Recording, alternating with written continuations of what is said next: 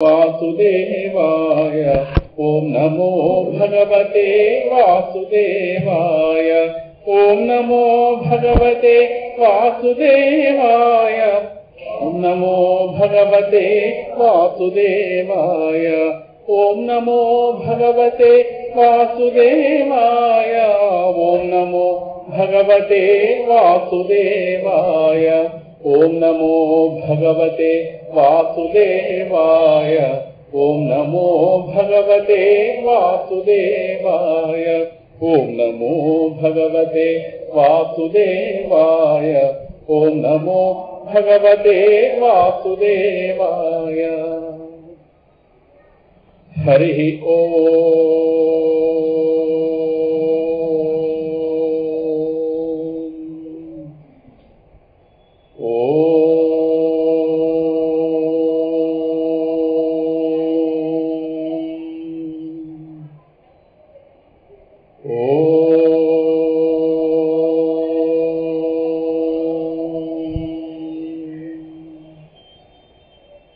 सत्यं विधातुं निजभृत्यभाषितं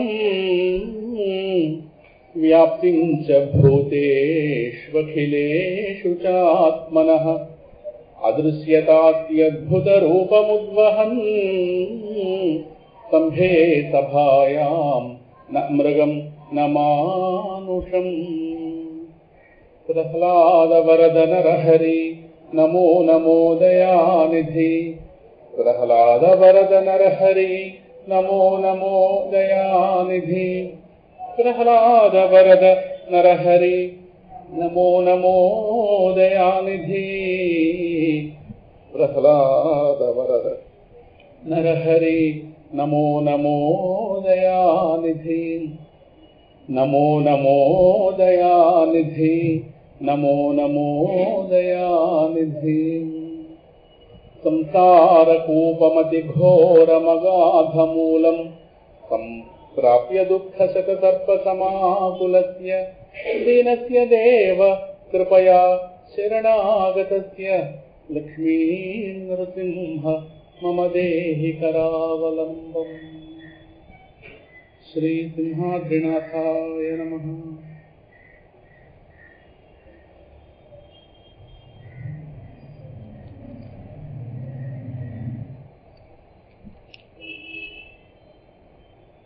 సభాయ నమః.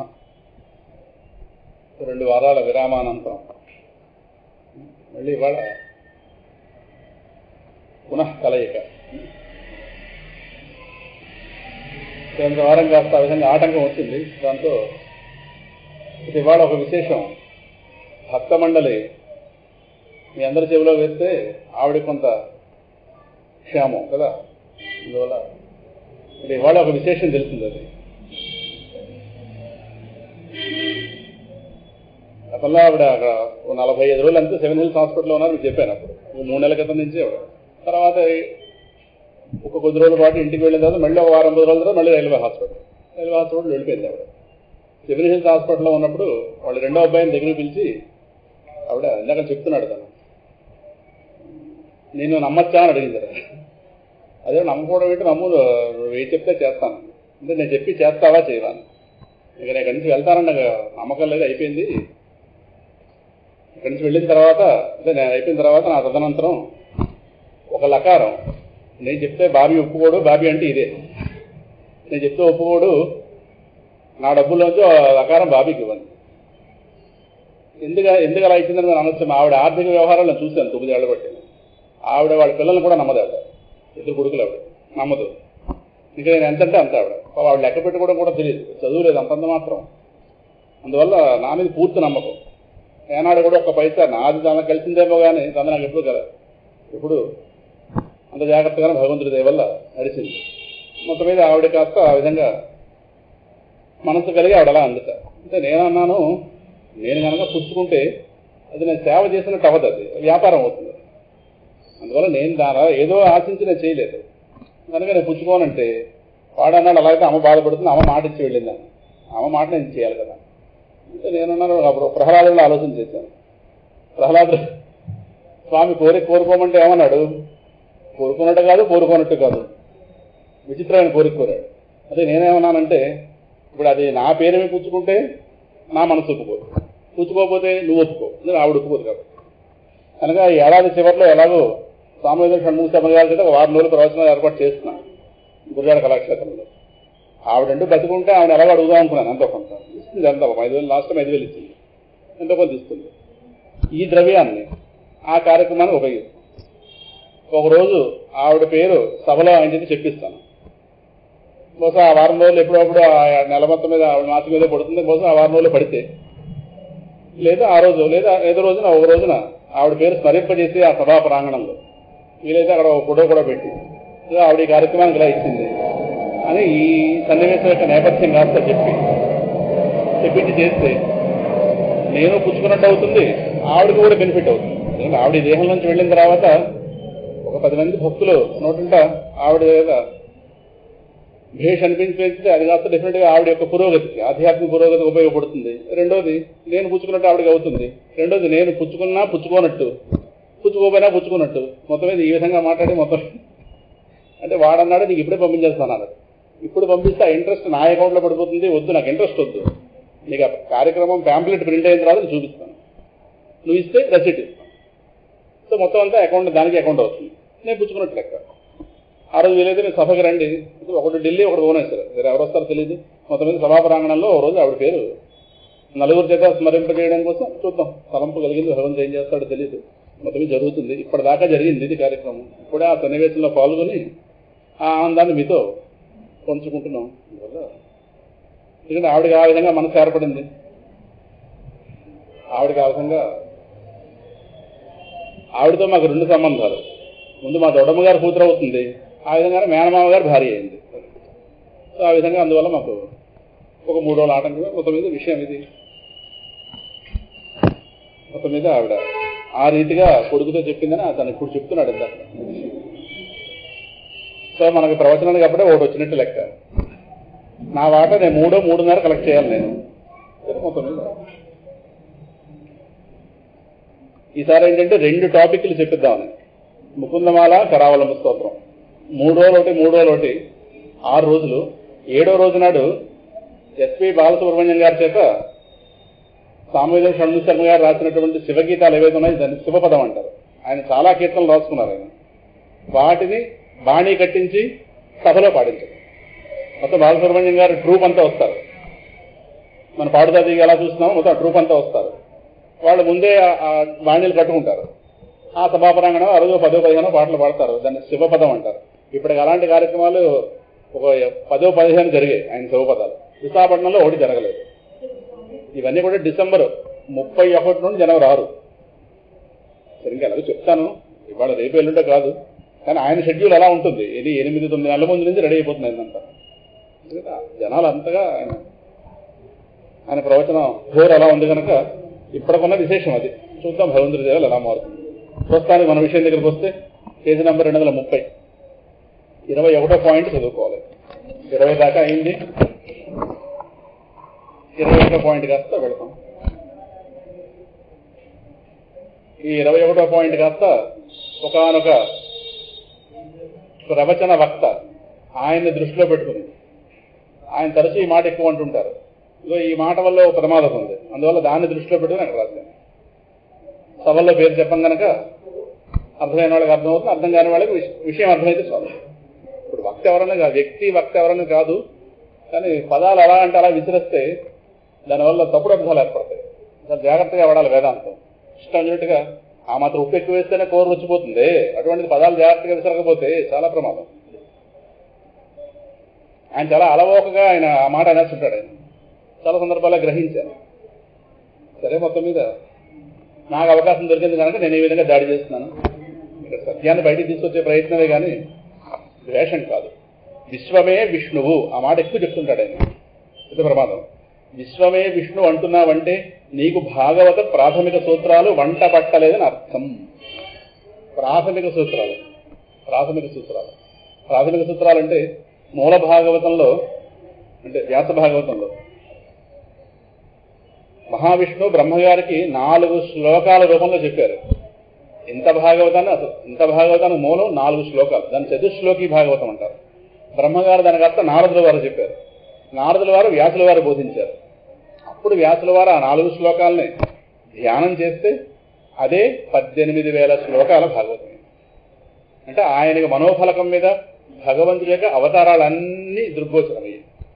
ఎలాగైతే వాల్మీకి రామాయణం మొత్తం జరిగిందంతా మనసుకు ఎలాగైతే మనసు మీద అలా నడిచిందో సన్నివేశం, వాళ్ళు ఊహించి రాయలేదు, దర్శించి రాశారు. రామాయణం భారతం కూడా అవి దర్శన కావ్యాలు, ఊహా కావ్యాలు కాదు, దర్శనం.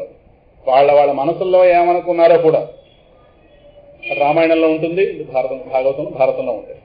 అందువల్ల అవి యుగాలు మారుతున్నా ఆ కావ్యాలు శాశ్వతంగా నిలబడతాయి. కారణం సత్యం కనుక. అందువల్ల ఆ 4 శ్లోకాలని ధ్యానం చేస్తే చేస్తే చేస్తే భగవానుడి యొక్క అవతారాలన్నీ జరిగిన కథలు, వాటికి ప్రాథమికంగా ఆధారంగా ఉన్నటువంటి భాగవతోత్తముల యొక్క చరిత్రలు, ఇవన్నీ కూడా వ్యాసుల వారికి దృగ్గోచరం అయితే ఆయన దాన్ని 18,000 శ్లోకాల రూపంలో విస్తరింపజేశారు. దాన్ని శుకుడికి చెప్తే శుకుడి నుంచి లోకానికి. ఇది ఒక పరంపర. అందువల్ల భాగవతానికి మూలం 4 శ్లోకాలు, చతుశ్లోకి భాగవతం. అందులో స్పష్టంగా ఉంది. వాటిని ప్రాథమిక సూత్రాలు అంటారు. వాటిని జాగ్రత్తగా అర్థం చేసుకుంటే తెలుస్తుంది. విశ్వమే విష్ణువు మాట చాలా ప్రమాదం. అది పూర్తిగా చదివితే నాకు అర్థమైపోతుంది. ఒకసారి చూడండి. భాగవత ప్రాథమిక సూత్రాలు వంట పట్టలేదని అర్థం. అంటే ఆ చెప్పిన ఆయనకి అర్థం తెలియదని నేను అంటం లేదు, పదప్రయోగం బాగోలేదని చెప్తున్నాను. పదప్రయోగం మనకు అర్థమైనందుకు పదప్రయోగం జాగ్రత్తగా ఉండాలి. పదప్రయోగం సరిగా లేకపోతే అది పట్టించుకోకపోతే గోడలేదు, కానీ పట్టించుకునేవాళ్ళు పెద్ద సమస్య అప్పుడు. అది సంగతి. అంటే ఆయన ఏమనుకుంటున్నారంటే బహుశా ఎవడో పట్టించుకోడు కాబట్టి ఎలా చెప్పారు, అలా కాదు. అలాంటి వాడు ఎవడో ఉంటాడు. అందువల్ల అలాంటి వాడు కౌంటర్ వేస్తాడు. ఆలోచనే వేదాంతం అంటే ఆలోచన. ఆలోచిస్తే కానీ సత్యాలు బయట పడవు. ఆలోచించడం అంటే తప్పడం. సో భాగవత ప్రాథమిక సూత్రాలు వంట పట్టలేదని అర్థం. విష్ణువు జాగ్రత్తగానండి, విష్ణువు విశ్వాన్ని మించి కూడా ఉన్నవాడు అయ్యుండగా విష్ణువును విశ్వానికి పరిమితం చేసే హక్కు నీకు ఎవరిచ్చారు? ఆయన ఏమంటున్నాడు? విశ్వమే విష్ణువు అంటే విశ్వము ఈక్వల్ టు విష్ణువు. అంటే విశ్వం ఎంత ఉందో విష్ణువు అంతే ఉన్నాడని. కానీ వాస్తవం కాదు. విశ్వాన్ని మించి కూడా విష్ణువు ఉన్నాడు. పాదోస్య విశ్వాభూతాన్ని త్రిపాదస్యామృతం దివి పురుష సూక్తం చదువుకుంటున్నాం. భగవానుడు అనంతమైన పరమాత్మని 4 భాగాల కింద ఊహిస్తే ఒక భాగమే విశ్వం, 3 భాగాలు విశ్వానికి అతీతంగా ఉంటాయి. గతంలో చాలా సందర్భాల్లో మనం చెప్పుకున్నాం. ఇప్పుడు ప్రస్తావించుకుంటే బాగుంటుంది. సముద్రం అంటే కెరటాలతో ఉన్న భాగము ప్లస్ కెరటములు లేని భాగం, అంతేనా? కేవలం ఆయన చెప్పిన మాట ఎలా ఉందంటే కెరటములున్న భాగమే సముద్రం అన్నట్టుగా ఉంది. కెరటములున్న భాగంలో హడావుడి ఎక్కువ తెలుస్తుంది. కెరటాలు లేని చోట హడావుడి తెలియదు. సముద్రం లేదా? అసలు కెరటాలు లేని భాగంతో పోలిస్తే కెరటాలు ఉన్న భాగం ఏ పాటిది? ఆ మాత్రం ఒక 1/2 కిలోమీటర్ దాటిన తర్వాత కెరటాలే లేవు. అంత నిస్తరంగా ఉంటుంది సముద్రం. అంతా నిస్తరంగా సముద్రం అంటే తరంగము లేని సముద్రం. సో 2 కలిపితే సముద్రం కదా. అలాగే విశ్వముగా తెలుస్తున్న భాగము ప్లస్ విశ్వ సంబంధం లేకుండా ఉన్నటువంటి 3 భాగాలు కలిపితే విష్ణువు. ఇప్పుడు విశ్వమే విష్ణు అని పదం ఎలా మాట్లాడతాం? అది పిచ్చి మాట అది కదా. అందుకోసం తిరగబడి రాస్తాం. కనుక విశ్వాన్ని విష్ణువును అంటే విష్ణువు విశ్వాన్ని మించి కూడా ఉన్నవాడు అయి ఉండగా, అంటే కెరటములున్న భాగాన్ని మించి కూడా ఉంది సముద్రం. అది ఉదాహరణ అర్థం చేసుకోండి. విష్ణువుని విశ్వాన్ని పరిమితం చేస్తే హక్కు ఎవరిచ్చారు? హక్కు తమరికి ఎవరిచ్చారు? అయితే అంటే ఎలా మాట్లాడాలి దాన్ని? విశ్వమంతా విష్ణువే, విశ్వము కూడా విష్ణువే అని అనవచ్చు. అది అలా పదప్రయోగం చేయాలి, కానీ ఎలా పెడితే అలా మాట్లాడకూడదు. విశ్వమంతా విష్ణువే, సందేహం లేదు. విశ్వము కూడా విష్ణువే అని అనవచ్చు. అర్థమైంది కదా. విశ్వమే విష్ణువైతే అంటే ఆయన గారి మాటే కనుక ఒకవేళ సత్యమైతే పెద్ద సమస్య ఉంది అక్కడ. విశ్వమే విష్ణువైతే అంటే విష్ణువు విశ్వ పరిమితుడు అయితే, అంటే విశ్వం ఎంత ఉందో విష్ణువు అంతే ఉన్నాడు అన్నాం అనుకోండి. ఒకవేళ అది అయితే ఆయన గారన్న మాట అయితే ప్రమాదం ఏంటంటే లోకంలో ప్రతివారం సహజంగా శాంతిగా ఉండేవారం కదా. ఈ సందేహం రావాలిగా. విశ్వమే విష్ణువైతే అంటే విష్ణు విశ్వ పరిమితుడైతే లోకంలో ప్రతివారం సహజంగా శాంతిగా ఉండేవారం కదా. మరి అశాంతి ఎందుకు వస్తోంది? ఏమిటర్థమైంది? విష్ణువే విశ్వం అయితే లేదు విశ్వమే విష్ణువు అయితే కరెక్ట్గా విశ్వం ఎంత ఉందో విష్ణువు కూడా అంతే ఉన్నాడు అనుకోండి. అది ఒకవేళ సత్యం అయితే, ఆయన గారు ఆర్గ్యుమెంట్ సత్యం అయితే, విశ్వంలో ప్రతివాదం సహజంగా శాంతిగా ఉంది. కారణం విష్ణువు శాంతి స్వరూపుడు కాబట్టి.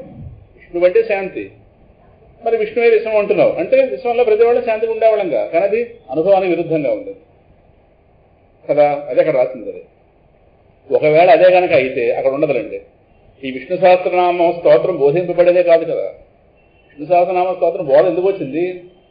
ధర్మరాజు గారు 7 కోళ్ళు వచ్చింది, పాండవులు 7 కోళ్ళు వచ్చింది, లేదు ఇంకో 7 కోళ్ళు వచ్చింది. అంపసేవిది పడున్నాడు మహానుభావుడు ఆయన చెప్పాడు. అక్కడ జరిగిందంతా దుఃఖమే. కొన్ని వేల ప్రాణాలు పోయాయి, లక్షల ప్రాణాలు పోయాయి. అక్కడ అందరూ శాంతిగా ఉన్నారు. ఆ శాంతి కూడా కురుక్షేత్ర యుద్ధం ఎందుకు వస్తుంది? కురుక్షేత్ర యుద్ధమే లేకపోతే విష్ణు సహస్రనామం ఎందుకు, భగవద్గీత ఎందుకు, ఏదైనా ఎందుకు? అసలు విష్ణు సహస్రనామం బోధ ఉండేది కదా. అందుకే మీకు ప్రారంభంలోనే భీష్మాచార్యుల వారి శ్లోకాల్లో ఒకటి వస్తుంది, శాంత్యర్థం వినియుజ్యతే ఒక మాట అక్కడ వస్తుంది. ఆయన జగత్ప్రభుం లోక దేవదేవం అన్న గురించి 10 శ్లోకాలు నడిచిన తర్వాత కింద కాస్త వచ్చిన తర్వాత శాంత్యర్థం వినియుజ్యతే, విష్ణుం జిష్ణుం మహావిష్ణుం ప్రభవిష్ణుం మహేశ్వరం. దాని పై శ్లోకంలో ఆగలేదు. మీరు అందుకుంటే బాగుంటుంది, నా జ్ఞాపకం రాలేదు. సరే మీరు అలా చదువుతుంటారు కదా ఇక్కడ అంటే మొదటి నుంచి మొదలెట్టాలా, వదిలేదు, చివరిలో జ్ఞాపకం ఉంటే చాలు. శాంత్యర్థం వినియుజ్యతే, శాంతి నిమిత్తం దీన్ని కాస్త ఈ సహస్రనామ స్తోత్రాన్ని చదవడం చేస్తున్నాము. అంటే దేనికోసం చేస్తున్నారు? శాంతి కోసం. ఎవరు ఆ శాంతి కోసం చేస్తున్న వాళ్ళు ఎవరు? ఈ ప్రపంచంలో ఉన్నవాళ్ళు. ప్రపంచంలో ఉన్నవాళ్ళు శాంతి కావాలన్న వాళ్ళు విష్ణు సహస్రనామం చదవాలి. విష్ణు సహస్రనామం ఎవరి కోసం? భీష్మాచార్యులు గారు చెప్పారు. అక్కడ ఉంది స్పష్టంగా. అంటే దాని అర్థం శాంతి అర్థం అంటే అంతకుముందు ఏముందని అర్థం? అశాంతి. శాంతి ఉంటే సహస్రనామం ఎందుకు మళ్ళీ? అదే చెప్పింది. అందువల్ల అశాంతితో ఉన్నవాళ్ళం, అశాంతిని భరించలేని వాళ్ళం, శాంతి కావాలనుకుంటున్న వాళ్ళకి విష్ణు సహస్రనామం ఉపాయం అని భీష్మాచార్యులు గారు చెప్పారు. ప్రథమంగా లోకానికి అందించి నామహానుభవుడు కదా. కనుక చెప్పొచ్చింది అది విష్ణు సహస్రనామం అసలు బోధింపబడేదే కాదు కదా కదా.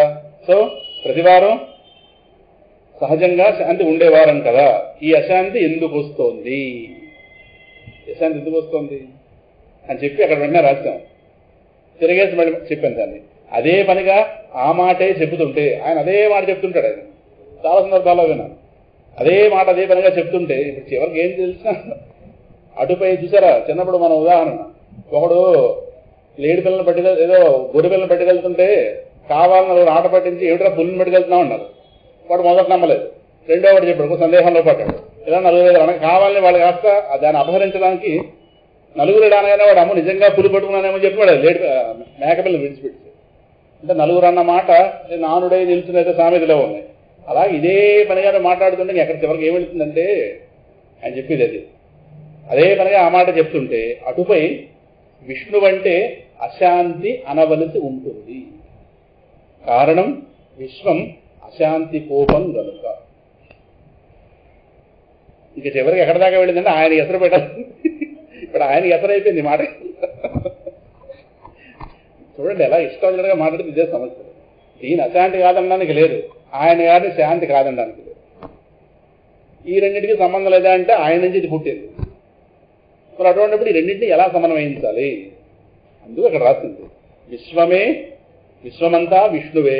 నెంబర్ 2 విశ్వము కూడా విష్ణువే. కానీ విష్ణువు విశ్వ పరిమితుడు కాదు. చాలా సందర్భాల్లో చెప్పుకున్నాం కదా. కుండ మట్టే కానీ మట్టి కుండ కాదు. కెరటం సముద్రమే కానీ సముద్రం కెరటం. సముద్రాన్ని కెరటానికి ఎవరు పరిమితం చేసే హక్కు ఎవరికి ఇచ్చారు? సముద్రం నుంచి కెరటం లేచిందేమో కానీ ఎంత సముద్రాన్ని పట్టుకొచ్చి ఒకనొక కెరటాన్ని పరిమితం చేయడానికి ఎవరు హక్కు ఇచ్చారు? కెరటం అంటే నామరూపాలు, కొంతసేపు ఉంటాయి పోతాయి. కానీ సముద్రం ఉంటుంది కదా. కుండ అంటే నామరూపాలు, లేనివి కాస్త తయారయ్యే, ఉన్నవి కాస్త పోతాయి. కానీ మట్టిగా అది ఎప్పుడు ఉంటుంది, కుండగా మధ్యలో వచ్చి మధ్యలో పోతుంది. మరి ఈ కుండగా ఉన్నప్పుడు కుండ ఎవరండి? మట్టి. మరి మట్టి కుండ కాదు. మట్టి కుండ కాదు, పూజ కాదు, ఇంకోటి కాదు, ఇంకోటి కాదు, ఇంకోటి కాదు. కానీ ఇవన్నీ అదే. దీన్నే కార్యకారణ ప్రక్రియ. మీకు గతంలో ఉదాహరణ కూడా చెప్పారు, మీరు మర్చిపోతున్నారు కాబట్టి. ఒక ఆయన సుబ్బారావు గారు నాటకం వేస్తున్నాడు, బెగ్గర పాత్ర. ఆయన వ్యవహారంలో కోటీశ్వరుడు. ఆయన నాటకాలు పిచ్చి.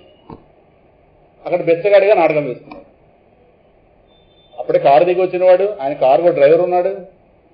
అక్కడికి వెళ్ళి నాటకాల్లో బెచ్చగాడు పాత్ర.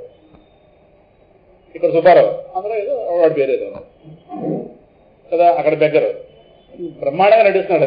అంటే ఇంకా బిచ్చగాడంటే ఇలా ఉంటాడు, ఎంత ఘోరంగా ఉంటాడు, అంత బాగా నటిస్తున్నాడు. వెంటనే మన మనసు కాస్త కలిగి స్టేజ్ ఎక్కి ₹1 వేసామనుకోండి, పట్టుకు తిరగదు కదా. నాటకంలో భాగంగా ఎవడైనా రూపాయి వేస్తే వేయచ్చు, కానీ మనం జనాల్లోంచి వెళ్ళి మన మనసు కాస్త కరిగిపోయి మన బంగారు గాలి కూడా అందరూ పడిసాం అనుకోండి, వాడు తిడతాడు కూడా అనమాట. వాడు స్టేజ్ దిగితే కూడిస్తాడు. ఇక్కడ చెప్పొచ్చింది బెగ్గర్. అడుగుతారు ఎవరంటే ఆ బెగ్గర్ అని. ఎవరంటండి బెగ్గర్? పెద్ద యాక్టర్ అంటే సుబ్బారావు అంట. Beggar is actor, but actor may not be beggar. బెగ్గర్గా ఉన్నవాడు యాక్టర్, కానీ ఆ యాక్టర్ ఎవడైతే ఉన్నాడో యాక్టర్ బెగ్గర అవ్వక్కర్లేదు. తర్వాత నాటకంలో వీడి కాస్త కోటీశ్వరుడుగా నటించవచ్చు అప్పుడు. సో ఈ సుబ్బారావు స్టేజ్ దిగిన తర్వాత వాడు ఎప్పుడు కనిపించినా ₹1 వేస్తాం అనుకోండి, కూడా అసలు పడుతుంది. వాడ స్టేజ్ మీద ఉన్నంతసేపే అక్కడ బెగ్గర, అంతే. స్టేజ్ దిగిన తర్వాత అది మనం ఇంకోలా ఆలోచించకూడదు, చాలా కోటీశ్వరుడు. So beggar is actor, but actor may not be beggar. అలాగే కార్యము కారణమే, కానీ కారణం కార్యం కాదు. విశ్వము విష్ణువే, కానీ విష్ణువు విశ్వం కాదు. కారణం విశ్వం, దీనికి సృష్టి స్థితి లయాలు ఉన్నాయి. మధ్యలో వచ్చి మధ్యలో పోదు. ఆయన గారు శాశ్వతుడు. ఈ ప్రపంచంలో భాగమైంది ఏదీ శాశ్వతం కాదు. అతను చెప్పుకున్నాం కదా, పూర్తిగా విరుద్ధ లక్షణాలు కలిగి ఉన్న వ్యవస్థ. ఆయనకి దీనికి పూర్తిగా విరుద్ధ లక్షణం. అలాగని ఆయన నుంచి పుట్టింది. ఆయన నుంచి పుట్టలేదంటే కుదరదు, ఇదే ఆయన అంటే కుదరదు. అలాగని ఇది ఆయన కాదంటే కుదరదు. చూడండి ఎలా పెద్ద పతంగం ఇది. ఇప్పుడు ఏదో ఒకటి చెప్పండి, అలా కాదండి ఇది ఆయన కాదంటారా? అదిలా కుదురుతుంది. ఇది ఆయన కాబట్టి ఇది ఆయనే, మరి ఆయన ఇది కాదు కుదరదు, అంతే కుదరదు. దీన్ని ఆయనకు దూరం చేయడానికి వీల్లేదు, ఆయన్ని దీనికి పరిమితం చేయడానికి వీల్లేదు. అర్థమవుతుందా? మీకున్న అనేక శక్తుల్లో వంట చేసే శక్తి ఒకటి, కానీ ఆ ఒక్క శక్తికే మీరు పరిమితమా? కాదు. దాన్ని పక్కన పెడితే బోల్డ్ శక్తులు మీకు ఉన్నాయి. అనేక శక్తులు అదొక శక్తి. అలాగే పరమాత్మ యొక్క 4 పాదాలు ఉన్నటువంటి ఆ అనంత స్వరూపంలో ఒక పాదమే విష్ణువు. ఇది మధ్యలో వచ్చి మధ్యలో పోతుంది. సో విశ్వము కూడా విష్ణువే, కానీ విష్ణువు విశ్వానికి పరిమితుడు కాదు. ఇది అశాంతి, ఆయన అశాంతి. అర్థమవుతుందా? అది అక్కడ రాసింది. సో విశ్వమంతా విష్ణువైన మాట అయితే తిరిగి అట్టించి చెప్పాం, లోకమంతా సహజంగా శాంతిగా ఉండేది. అలా లేదు. ఇంకా అదే పనికి అదే మాట చెప్తుంటే ఎవరికి ఏమనాలంటే, ఇది ఎలాగో అశాంతి కనుక ఆయన గారు అశాంతి అనాలి. కుదరదు. ఆయన గారు అశాంతి అయితే మన మోక్షం ఇస్తాడు. మోక్షం పొంది ప్రయోజనం ఏంటి? ఆయన ఎంత శాంతి, ఇది ఎంత శాంతి, ఇది ఎంత శాంతి, ఆయన శాంతి. అర్థమైందా? అది. సో కారణం విశ్వం అశాంతి కోపం గనక. ఎందుకంటే ఈ విశ్వాన్ని తయారు చేసిన వాడే. ప్రారంభ 9వ అధ్యాయంలో చెప్పాడు కదా, అనిత్యం అసుఖం లోకం ఇమం ప్రాప్య భజస్వమాం. 9వ అధ్యాయం ముగిస్తూ ఆఖరిలో చెప్పిన మాట అనిత్యం అసుఖం లోకం. ఆ మాట చెప్పిన వాడు ఎవడు? ఓ వస్తువును తయారు చేసిన వాడు ఆ వస్తువు యొక్క ఫీచర్స్ ఏంటో వాడు తెలుస్తాయి. ఈ వస్తువులో ఈ ప్రయోజనం ఉండి, ఈ ప్రయోజనం ఉండి, ఈ ప్రయోజనం, ఈ ప్రయోజనం. అది ఎవరు చెప్పగలడు? వస్తువును తయారు చేసిన వాడు. అలాగే ఈ ప్రపంచం అనేటటువంటి వస్తువును తయారు చేసిన వాడే చెప్పాడు 9వ అధ్యాయంలో. ఏం చెప్పాడు? వస్తువు అనిత్యం అసుఖం లోకం. లోకంలో ఏదైనా అనిత్యమే, కాలంలో కరిగిపోతుంది, ఏదైనా సరే. రెండోది అసుఖం, అంటే సుఖము కానిది, అంటే దుఃఖం. ఉన్నప్పుడు దుఃఖాన్ని ఇవ్వడానికే ఉంటుంది, ఆ ఉన్నది కాస్త కరిగిపోతుంది. ఏదైనా దేన్ని నిలబెట్టుకోలేం ప్రపంచంలో. అలాగ వయసు మొక్క పట్టుకుంటే ఎంతసేపు ఉంటుంది? 1 గంట, 2 గంటలు, 3 గంటలు అంతే. ప్రపంచంలో ఏదైనా ప్రతి వస్తువుకి, దేహానికే కాదు ప్రతి వస్తువుకి ఆయుష్ ఉంది. దాని వద్దలు పెడిపోతుంది. కనుక అర్థం చేసుకుని ప్రపంచంలో వ్యవహారం పెట్టుకోవడమే కానీ దీని మీద అనేక రకాల మోహాలు పెట్టుకుంటే చివరికి దుఃఖాలు మిగులుతాయి. అర్థమవుతుందా? అందువల్ల ఆయన గారు ఈ రూపంగా సమాధానం చెప్పాం. జాగ్రత్తగా వాడాలి పదాన్ని కాదు. ఈ విశ్వ విష్ణువులు జాగ్రత్తగా, తర్వాత అంటే అది ఉంది 32లోకి పెడుతున్నాం. ఇది క్లియర్గా ఉంటే రెండో తర్వాత అర్థమైపోతుంది. విశ్వ విష్ణువులను జాగ్రత్తగా సమన్వయం చేసుకోవాలి. జాగ్రత్తగా విష్ణువును గుర్తించడానికి విశ్వమే ఆలంబన, సందేహం లేదు. విశ్వమే మనకి ఉపాయం దేన్ని విష్ణువును గుర్తించడానికి. విశ్వమే ఆలంబన, కానీ దాని మోహం విడిస్తే కానీ ఆయన దొరకడు. క్లియర్గా ఉంది విషయం. అంటే ఇంత ఎవరో చెప్పరండి, క్లియర్గా. ఎవరు చెప్పరు, చెప్తే ఏ కోపాలు వస్తాయని ఊరుకుంటున్నారు. వేదాంతం చెప్పడానికి భయాలు పుడుతున్నాయి. ఇప్పుడు వాళ్ళు ఎలాగైతే పెళ్లి సంబంధాలు తెలిసినా సరే చెప్పడానికి భయం వేస్తుందో, ఏ బాబాయ్ ఏముంటున్నాయి మాకు ఎందుకు బాబాయ్ అని ఎలాగైతే భయపడుతున్నామో నోటి దాకా వస్తుంది మాకు ఎందుకు ఊరుకుంటుంది. ఎవరెవరు ఏమిటో తెలియదు, మనకు తెలిసి కొంతే, వాడు మారిపోయింది బోళ్ళు మనకు తెలియవు. ఎలాగే తలదోర్చలేము, తర్వాత గుర్ర రామకీర్తన అయిపోతుంది. పూర్వం పిల్లలు కాదు, రకరకాలు నేర్చేసుకుంటున్నారు. ఎందుకంటే వాళ్ళ ప్రారంభాలు ఉండాలా వద్దని చెప్పి ఊరుకోవడం ఉత్తమంలా ఎలా అనుకుంటున్నామో అలాగే ఈ విశ్వవిష్ణువు జాగ్రత్తగా సమన్వయం చేస్తారు. ఆ ఉదాహరణ చెప్తే ఉదాహరణ ప్రార్థన అవుతుంది. అదే పెళ్లిళ్ళు బేరమే పెట్టేస్తే ఎక్కువ ఉండదు, వాడి సంబంధం లేదుగా, వాడు జాగ్రత్తగా ఉంటాడు. వాడు అప్పచెప్పడం దాకా నా వంతు తర్వాత అది సంగతి. అంతేగాని ఎవరు హ్యాండిల్ చేయట్లేదు. భయాలు రకరకాల భయాలు. కనుక వీటి జాగ్రత్తగా సమన్వయించుకోవాలి. ఎందుకంటే విష్ణువుని గుర్తించడానికి విశ్వమే ఆలంబన, కానీ దాని మోహం విడిస్తే గాని ఆయన దొరకడు. ఎందుకంటే ఆయన పొందడానికి ఇదే పెద్ద ఆటంకం.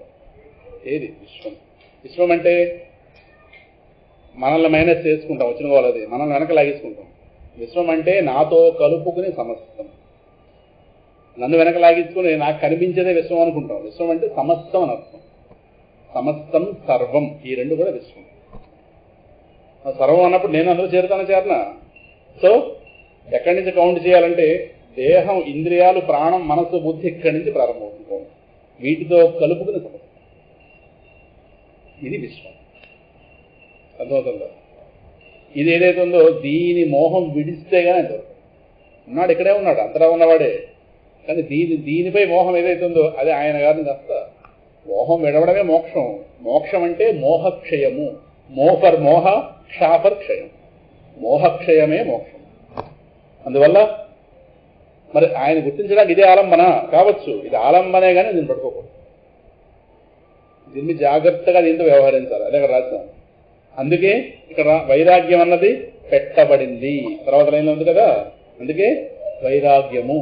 విశ్వమే కనుక విష్ణువైతే ఈ నియమాలు, ఈ సదాచారం, ఈ ధర్మము, అధర్మ ప్రవర్తన ఉండకపోవడం, ఇవన్నీ ఎందుకు? ఇవన్నీ విధి నిషేధాలు ఇవన్నీ ఎందుకు వస్తాయి? అర్థమవుతుందా? విశ్వమే విష్ణువైతే ఎవరి వాళ్ళు స్వేచ్ఛగా ఉండని చెప్పేవారు.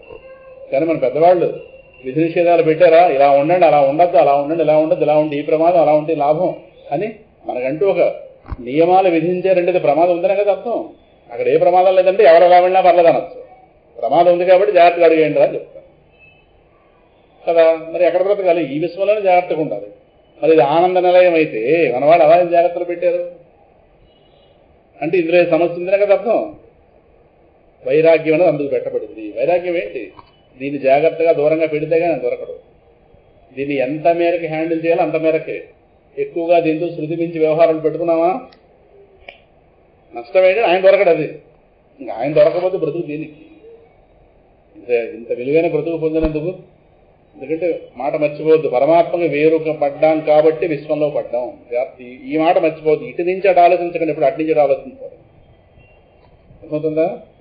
ఇప్పుడు ప్రవచనం అవగానే ఇంటికి వెళతాం, ఎవరిళ్ళకి వాళ్ళు వెళ్తాం. ఇళ్ళకే ఎందుకు వెళుతున్నారు అంటే ఒకటే మాట, ఇళ్ల నుంచే వచ్చాను కనుక. Finish simple. అంతే కదా, ఇళ్ల నుంచి వచ్చాం కానీ ఇంటికి వెళ్ళకపోతే ఇక్కడికి వెళ్తాం. అయితే అలా కాదని ఇంకో దగ్గర నుంచి ఇక్కడికి వచ్చారండి, ఆ ఇంటి నుంచి అక్కడికి వెళ్ళాం. స్టార్టింగ్ పాయింట్ ఇల్లు, ఎక్కడో 2 చోట్ల తిరిగి వచ్చాం, పనులు చూసుకుని ఇక్కడికి వచ్చాం. మళ్ళీ ఎండింగ్ ఎక్కడ? ఇల్లే. అంతేగాని ఇంటికి ఇప్పుడు కొత్తగా వెళ్తున్న వాళ్ళం కాదు, అక్కడ స్టార్ట్ అయితేనే మళ్ళీ అక్కడికి వెళ్తున్నాం. అలాగే పరమాత్మకు వేరుపడ్డాం కాబట్టి, అజ్ఞాన రూపేణ పరమాత్మకు వేరుపడ్డాం కాబట్టి ఈ విశ్వం దాపురించింది, సంసార వ్యవస్థ దాపురించింది. సో ఇప్పుడు మళ్ళీ కర్తవ్యం పరమాత్మ పొందడమే. పరమాత్మ పొందకపోతే దేనికి బ్రతుకు? ఇంత అందమైన బ్రతుకు, బుద్ధి ప్రధానమైనటువంటి జీవితం, మానవ దేహం. మళ్ళీ ఎటువంటి దేహాలు వస్తాయో, ఆ దేహాలు ఎటువంటి సమస్యలు ఉంటాయో. అందువల్ల భగవంతుడు మన యొక్క సొత్తు, మనం కోల్పోయిన సొత్తు, అవర్ ప్రాపర్టీ పరమాత్మ. ఇది ఆ పట్టి ఏర్పడాలి, బుద్ధి కాదు. అందువల్ల వైరాగ్యం. ఆ వైరాగ్యం ఎవరి స్థాయి పెట్టి వాళ్ళకి కాస్త శాస్త్రం విధించింది కనుక. అందుకే ధర్మాచరణం, నియమాలు, విధి నిషేధాలు, సదాచారం, వైరాగ్యం ఇవన్నీ లోకులకు విధించబడ్డాయి. కారణం దీంతో ప్రమాదం ఉంది కనుక. ప్రపంచంతో పుట్టడి ప్రమాదం ఉంది, పుట్టడి ప్రమాదం ఉంది, పుట్టడి ప్రమాదం ఉంది. కాబట్టి జాగ్రత్తగా ఉండాలి. నిప్పుతో వ్యవహరిస్తున్నప్పుడు ఎలా హ్యాండిల్ చేయాలో ఇష్టం వచ్చినట్టుగా వ్యవహరిస్తే ఒళ్ళు గాల్చేస్తుంది అది కదా. అలాగే ప్రపంచం కూడా చేస్తుంది. వ్యవహారాలు సిద్ధమించకూడదు. భగవంతుణ్ణి మర్చిపోయేంతగా వ్యవహారాలు ఇబ్బంది. ఒక నిమిషం అవుతారా? ఇంటి నుంచి ఫోన్ వస్తుంది. ఏంటో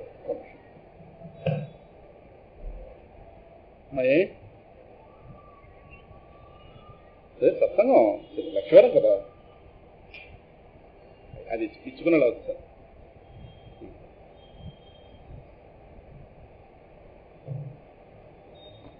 అర్థమైంది కదా, విషయం అర్థమైంది కదా, అది సంగతి. తర్వాత ఆ ఏబిసిడీల్లో మరింత విషయం క్లియర్ అవుతుంది. 22లో ఏ అంటే పరమాత్మను ఎలా అర్థం చేసుకోవాలి. ఏవి ఆయనకు భిన్నం కాదు. ఇందాక చెప్పింది అది. కార్యము కారణానికి ఎప్పుడు భిన్నం కాదు. సో ఏవి అనగా అంటే ఈ విశ్వంలో భాగమైనవి కూడా ఆయనకు భిన్నం కాదు. అలాగని ఆయన దేనికి వేటికి పరిమితుడు కాదు. చాలా సందర్భాల్లో ఈ మాట చెప్పుకున్నాం. ఈ ప్రపంచంలో ఏ వస్తువును పట్టుకున్నా పరిపూర్ణ తృప్తి ఎందుకు కలగటం లేదు. ఇప్పుడు ప్రశ్నించుకున్నాం ఈ మాట. ఇప్పుడు ప్రశ్నించుకోం. అలా వస్తువులు మార్చేస్తాం, వ్యక్తులు మార్చేస్తాం, కానీ ఒక దగ్గర ఆగేప్పుడు ఆలోచించామా? ఆలోచిస్తే ప్రహ్లాదుడు అయిపోతాం. అదే మన బెంగ. ఈ వస్తువుతో తృప్తి, ఆ వచ్చే తృప్తి కాస్త ఆగిపోగానే వెంటనే వస్తువులు మార్చేస్తాం. ఈ వ్యక్తితో కాస్త వచ్చే సొంగ కాస్త అయిపోతే ఇంకో వ్యక్తితో గడిపోతాం. స్నేహమో విరోధం మొత్తం మీద ఇలా మార్చేస్తున్నాం. కానీ ఈ పట్టుకున్న దాని వల్ల పూర్ణమైన తృప్తి ఎందుకు కలగటం లేదు? ఎందుకంటే పట్టుకుంటున్నప్పుడు ఏ దృష్టిలో పట్టుకుంటున్నాం, దీనివల్ల పూర్ణ తృప్తి కలుగుతుందనే కదా. ఎందుకు కలగటం లేదు ఆలోచించావా? ఇలాగా ఈ వస్తువులు మార్చడంలో ఇవన్నీ మనసులో ఇలా పేరుకుపోతున్నాయి. ఈ చీర కాదండి ఆ చీర, ఆభరణం కాదండి ఈ ఆభరణం, ఈ ప్రాంతం కాదండి ఆ ప్రాంతం, ఈ ఇల్లు కాదండి ఆ ఇల్లు, ఈ గది కాదండి ఆ గది, అలా అలా అలా అలా. కానీ ఇన్ని వస్తువులు ఇప్పటిదాకా పట్టుకున్నామే, ఇవేవి పూర్ణ తృప్తిని ఎందుకు ఇవ్వలేదు? ఇస్తాయనే కదా పట్టుకున్నాం. ఎంతో కొంత ఇవ్వలేదు అంటలేదు, ఎంతో కొంత ఇచ్చే. కొంత ఏం ఇచ్చే అనుకున్నంత ఎందుకు ఇవ్వలేదు? దానికి కారణం అది. ఆయన గారు దేనికి పరిమితుడు కాదు. ఆ వస్తువు ఆయనకన్నా వేరని చెప్పలేదు, అదే చెప్తున్నాం. అది ఏది ఆయనకి భిన్నం కాదు, ఆయన దేనికి పరిమితం కాదు. ఏది ఆయనకి భిన్నం కాదు కాబట్టి ఎంతో కొంత తృప్తి వస్తుంది. ఆయన దేనికి పరిమితుడు కాదు కాబట్టి దేనివల్ల పూర్ణ తృప్తి రాదు. మరి పూర్ణ తృప్తి ఎవరి వల్ల వస్తుంది? ఆయన వల్లే సాక్షాత్ వస్తుంది. మరి ఆయన గారిని పొందాలంటే ఆయన గారిగా పొందాలి, కానీ ఆయన గారిని వస్తు రూపేణ పొందుతుంది.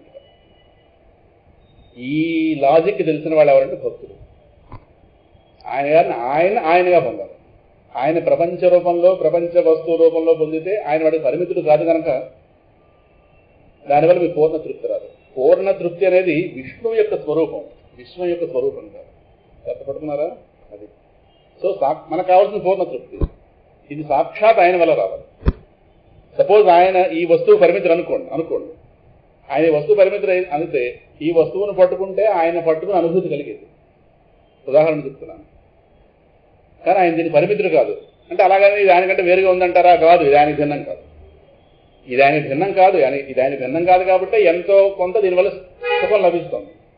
ఈ ప్రపంచంలో ప్రతి వస్తువు ఏదో సమయంలో ఎంతో కొంత సుఖ పెడుతుంది, అందులో సందేహం లేదు. ప్రతి క్షణం సుఖపెడుతుంది అని అంటం లేదు, మాట జాగ్రత్త పట్టుకున్నారు లేదు.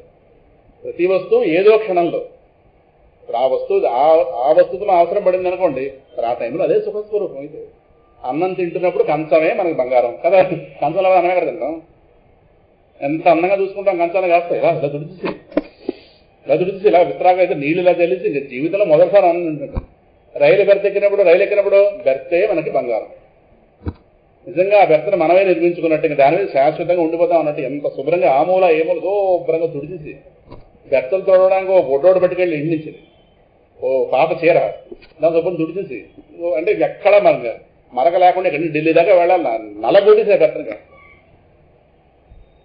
దిగే ముందు కనీసం దాని మీద ఉన్నటువంటి ఆ రగ్గులు కూడా మడత పెట్టడం కనీసం ఓ శుభ్రం కప్పుకొని అయ్యో మడత పెట్టుకుంటే వాడు మడత పెడిచారు వాడి రెక్కలు కాస్త విరిగిపోతాయి. ఎవడు ఏసీ పూచివాడు వాడు అలోమని మడత పెడతాడు. అది కనీసం మడత పెట్టి వెళ్తామా? విసిరిసి దాన్ని ఎక్కే ముందు నా పెడతాది ఇదేది, నా పెట్టేది ఇదేది, అదే మొదలు పద్ధతిగా చూడాలి. అంత పద్ధతి కదా. మరి ఇది చేస్తున్నది మనమే, కానీ ఇది పూర్ణతృప్తి ఇది కదా. సో దీనివల్ల అంటే ఆ రైల్లో ఉన్నంతసేపు బెర్త్ దొరకని వాడితో పోలిస్తే మనదే హాయి కదా. బెర్త్ దొరకకపోతే మనకే తెలుసు. వాడు ఎవడో మన కాళ్ళ దగ్గర కూర్చొని లేవయా ఆ కాళ్ళ దగ్గర కూర్చోదంట, మనకి బెర్త్ ఉంది కాబట్టి. ఎటో పో అందుకే రిజర్వేషన్ ముందు చేయించుకోవాలి. అలా ఎక్కడ పెడితే అక్కడ అర్ధరాత్రి కొంచెం మాకు డిస్టర్బెన్స్ మాకు అని మాట. అంటే దానివల్ల సుఖం ఉంది కాబట్టి మాట్లాడుతున్నాను. అన్నీ సుఖం ఉంది కాబట్టి. అసలు సుఖం లేకపోతే బెర్తను ఎందుకంత ప్రేమిస్తాం కదా. ఎంతో కొంత సుఖం ఉంది. నేను అది పూర్ణ సుఖం ఎందుకు లేదు, అది పూర్ణ సుఖాన్ని ఇవ్వలేదు. కారణం భగవంతుడు దానికి పరిమితం కాదు. భగవంతుణ్ణి భగవంతుడిగా అనుభవించాలి, కానీ భగవంతుణ్ణి ఏదో వస్తు రూపంగా అనుభవిస్తే భగవద్ అనుభూతి పొందితే కలిగేటటువంటి ఆనందం కలగదు. ఇదే సీక్రెట్ అంతే. అందువల్ల ప్రపంచం మొత్తాన్ని పట్టుకొచ్చి మన అనుభవంలో తీసుకొచ్చిన, ఇప్పటిదాకా అనుభవంలోకి వచ్చినా కాదు, ఇంకేమైనా మోహాలు మిగిలిపోతే అందుకోసం ఈ మాట చెప్తున్నాను. ఇంకా ప్రపంచంలో ఏవో పొందలేదు కాబట్టి మా బతికి ఇలా ఉంది అని చాలా మంది అనుకుంటుంటాం లోపల. మాకో సొంత ఇల్లు ఉంటే నాకు ఇలా ఉంటామా, మాకో కారు ఉంటే ఇలా ఉంటామా. నేను చెప్పనా 100 కార్లున్నా మా మొహం ఇలాగే ఉంటుంది. అది ఇది అర్థం కావడానికి జ్ఞానం ఉండాలి. ఇది ఉద్రేకం మాట కాదు.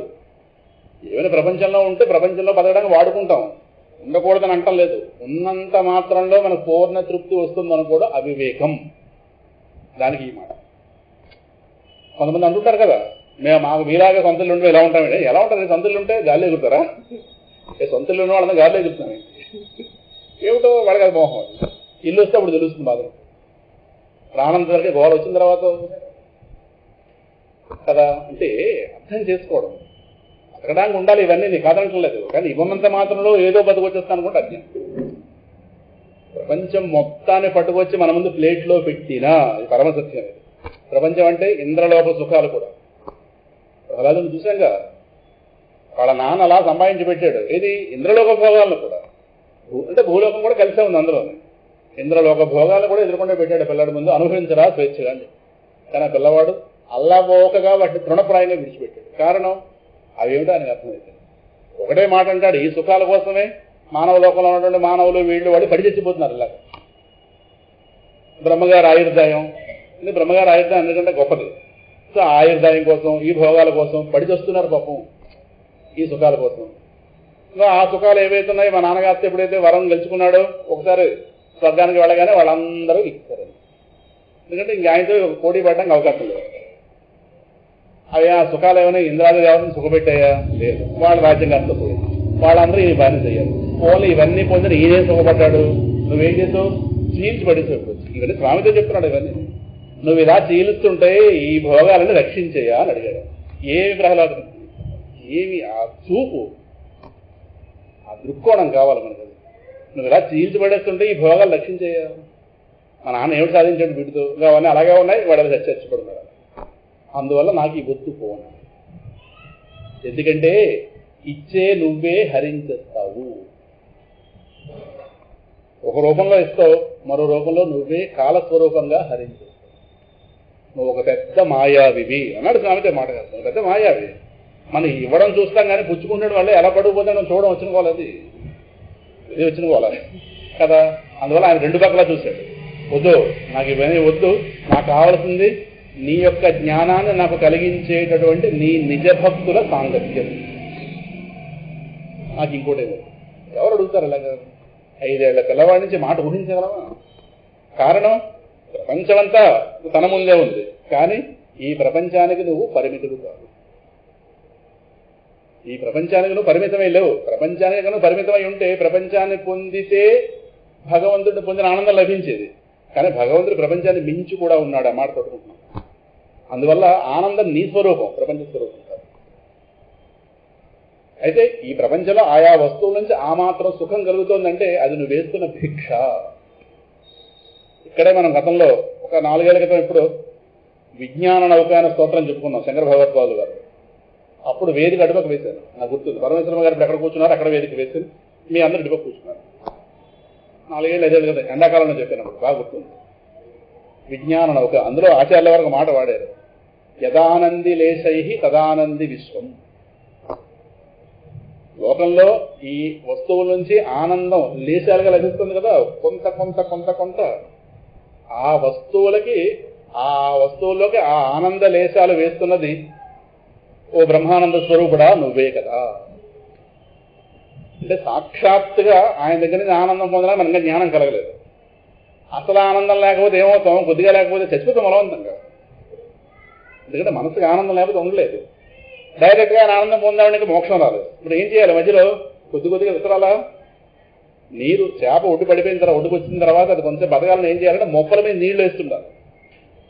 ఆ మొక్కల మీద నీళ్లు పడుతుంటే కొద్దిగా ఆక్సిజన్ అందుతుంది. అది పూర్తిగా బతికినట్టు కాదు, పూర్తిగా చచ్చినట్టు కాదు. మన పరిస్థితి అదే. ఎంత దుఃఖం, ఒకే అమాంతంగా దుఃఖం ఇచ్చాడు అనుకోండి, ఉండలేము. సో మధ్య మధ్యలో సుఖాలు ఇవ్వాలి. ఎక్కడి నుంచి వస్తుంది సుఖాలు? మనం ఏమంటామంటే వస్తువులను చూస్తున్నాయంటాం. మరి ఆ వస్తువుల్లోకి సుఖాన్ని పెట్టింది ఎవడు? అది ఇప్పుడు ఆలోచించామా? ఎవడో ఇంగ్లీష్ వాడు అన్నట్ట, బూరి చూసి ఈ బూరిలోకి పూర్ణం ఎలా దూరిందని సామెత ఎక్కడ. ఊర్లో పూర్ణం దూరడం ఏంటి? ఆ పూర్ణం చుట్టూ మన పిండిలో వెళ్ళి వేసాం. వాడికి ఇలా అర్థమైంది. బూరు ఎలా తయారు చేశారు, బూరు తయారు చేసి పూర్ణం దూర్చారా? అలాగా వస్తువుల సుఖంలా వెళుతుంది. యదానంది లేశై తదానంది విశ్వం. ఆయన గారు బ్రహ్మానంద స్వరూపుడు. ఆయనలోంచి లేశాలు కాస్త వస్తువులో ప్రవేశిస్తే అదే మనకు. అంటే మనకు ఆ మాత్రం లేశప్రాయంగా సరే సుఖాలు ఇవ్వడం కోసం పరమాత్మ వస్తువుల్లోకి తన యొక్క ఆనందాన్ని నింపుతున్నాడు. దీనికి ఉదాహరణ, బాగా తుఫాన్లు వచ్చినప్పుడు గోదావరి జిల్లాలో వాళ్ళు తెలుస్తుంది, ఇంకా అటు ఇటు కదలడానికి ఉండదు, ఇళ్లపై ఎక్కువ ఉంటారు, అంటే జుట్టు గోదావరి పోసేస్తే మరి వాళ్ళకి ఆహారం ఎలా వెళ్తుంది? హెలికాప్టర్ల నుంచి. హెలికాప్టర్ వాళ్ళు ఇళ్ల దగ్గరకు వస్తే ఆ ఇళ్ల ఉప్పుల మీద ఎక్కడ మీద పడేస్తే ఆ ప్యాకెట్లు పడుతూ తింటారు. ఎలాగైతే ఉందో వాళ్ళు ఆహారం విడుస్తారు అక్కడి నుంచి. అలాగే పరమాత్మ వస్తువుల్లోకి తన యొక్క ఆనంద లేశాలను విడిచిపెడితే అవి మనకి సుఖాన్ని. మనం ఏం చేస్తామంటే ఇస్తున్నామని చూడట్లేదు, అది వస్తువులు వస్తున్నాం. అప్పుడు మనం వస్తు ప్రేమికులు అయిపోతున్నాం, విష్ణు ప్రేమికులు. ఓహో మీ పని ఎలా ఉందా అని చెప్పి మళ్ళీ జన్మలో వేస్తాడు. వస్తువుకి సుఖాన్ని ఇచ్చే శక్తి లేదు, భగవంతుడు దానిలోకి ఆహారాన్ని నింపాలి. ఆ మాట ఆచార్యులు అక్కడ చెప్పారు, యదానంది లేశై తదానంది విశ్వం. ఆయన యొక్క ఆనంద యొక్క లేశాలే విశ్వంలో ప్రతి వాళ్ళు అనుభవిస్తున్నటువంటి సుఖాలు. ఇది అర్థమైంది అనుకోండి, నాకు ఎప్పుడు జీవితంలో ఏ సుఖం వచ్చినా వెంటనే జ్ఞాపకం వచ్చింది భగవంతుడు. ఈ ప్రారంధానికి సరే ఎలాగ మోక్షం ఇంకా లేదు, కానీ ఆ మాత్రం సుఖం లేకపోతే గుర్రం గుడ్డిదైనా దాన తప్పదే సామెత ఉందిగా. అలాగే మోక్షం పొందకపోయినా ఆ మాత్రం సుఖం తప్పదుగా. అసలు సుఖం లేదు మనసు ఏమవుతుంది? అందువల్ల ఏదో ఏదో ఏదో ఏదో కర్మల రూపంలో ఇచ్చినట్టుగా ఇస్తాడు. మనం దీనికే ఫిక్స్ అయిపోయాం వచ్చిన కూడా. ఇదే మోక్ష సుఖాలు అనుకుని అసలు ఆలోచించడం మానేస్తాం. అసలు ఇవ్వకపోతే బతకలేము, ఇస్తుంటే మోహంలో పడుతున్నాం వచ్చిన మోహం. అసలు మోక్షం ఎప్పుడైతే అది ఈ మాట దగ్గర అంత ఉంది. అందువల్ల ఆయన దేనికి పరిమితుడు కాదు గనక, దేనికంటే విశ్వంలో దేనికి కాదు, విశ్వం మొత్తానికి. సో విశ్వం మొత్తాన్ని తీసుకొచ్చి మన పేరు రాసిన మనకి అలసట పెరుగుతుంది కానీ మోక్షం. ఇవన్నీ చూసుకోలేక ఇప్పుడున్న ఇంటికి ఇంకో అంత సైజు ఇల్లు పెంచారనుకోండి, ఇప్పుడున్న ఇల్లే సేవ చేయలేకపోతుంది. అమాంతంగా మీరు అందరూ ఇప్పుడు ఇళ్ళకి వెళ్ళిసారు కల్లా మీ ఇల్లు డబల్ అయిపోయింది అనుకోండి, కింద ఏదో ఫ్లోర్ లోపల కాస్తుంది అనుకోండి, కాస్తాను కొంతసేపు ఆనందం, తర్వాత అది సంగతి. పర్మిషన్ జీతం పెంచమంటుంది, చూడద్దా ఎవరు చూస్తాడు, అది సంగతి. అమాంతం పెరిగిపోతే పెరగలేదు పెరిగితే ఎవడు చేస్తాడు? 2 రోజులు ముచ్చట తర్వాత. సో మన పరిమితులు తొలగనప్పుడు మనకు అదనంగా ఏది లభించినా భారమే. జాగ్రత్త పట్టుకుంటున్నాం. జరగవలసిందల్లా మనం పెరగాలి. మనం పెరగాలంటే అంతటా ఉన్న వస్తువు మనం జ్ఞానం కలగాలి. మనలో భాగంగా తెలిసే ప్రపంచం మనకు దుఃఖం కాదు, మనకన్నా వేరుగా తెలిసే ప్రపంచం దుఃఖం. మీకు ఉదాహరణ చెప్తాను అర్థం. ఎదురారం చెప్పినా తెలియదు. 1 కేజీ బూర్లు ఉండేరనుకోండి, శ్రమ తెలుస్తుంది. అదే కేజీ బూర్లు అనేది అంత ఆనందం ఎవరికి నేను పెట్టట్లేదు కానీ పేరు వాడాను. ఇప్పుడు కేజీ బూర్లు మీకన్నా వేరుగా ఉన్న వస్తువు తయారు చేస్తే మీకు శ్రమ తెలుస్తుంది. ఫర్ ఎగ్జాంపుల్ అలా కూర్చుని ఆ పదార్థం తయారు చేసినట్టుగా ఊహించారనుకోండి, శ్రమే ఉంటుందా? ఎందుకు ఉండదు? ఆహా అదా లోపల చక్కగా ఊహించారు, మూకుడు నూనె ఇది మొత్తం ఇలాగ తిప్పడం అది ఇది మొత్తం అక్కడ ఎంత చేశారో అంత సమయం చక్కగా ఊహ చేశారు. ఊహలో ఏమి లోట్లేదు, అన్నీ కలిపారు. యాలకలు కూడా కలిపారు, రుచి కోసం వాసన కోసం అన్నీ కలిపారు, అన్నీ బాగానే ఉంది. పైన 3/4 గంట పట్టింది అనుకోండి. ఫర్ ఎగ్జాంపుల్ 3/4 గంట కరెక్ట్ గా లోపల ఊహ చేశారు. అక్కడ శ్రమ తెలుస్తుంది, ఇక్కడ శ్రమ తెలియదు ఏమి.